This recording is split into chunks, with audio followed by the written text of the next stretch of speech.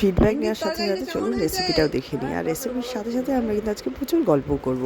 যাই হোক, ভেন্ডিটাকে আমরা নর্মালি সবাই খাই ঝাল দেওয়া নর্মাল সবজি করে, আজকে একটু অন্যভাবে কীভাবে বানালাম সেটা দেখতে দেখতে চলুন কিছু গল্প করা যাক। আমাদের জীবনে রান্না আর জীবনের কিছু রুলসের মধ্যে একটা জিনিস কমন, কি জানেন তো? রান্না যখন ভালোবেসে করবেন তার স্বাদটা বেশি হয়, কিন্তু যখনই রান্নায় কম্পিটিশন চলে আসবে তখন কিন্তু সেখানে ভালোবাসার জায়গায় শুধু শর্তাবলী প্রযোজ্য থাকবে।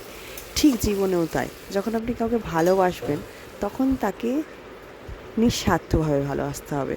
যখনই তার ভালোবাসার মধ্যে কোনো শর্ত রেখে দেবেন না, তখন ভালোবাসাটাও সবজির মতো ফিকে পড়ে যাবে।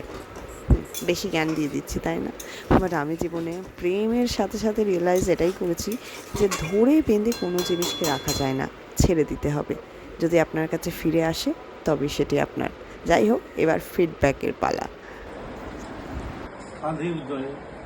খাওয়াটা তো দেখালাম না, ফিডব্যাকটা তো নিতে হবে আমাকে।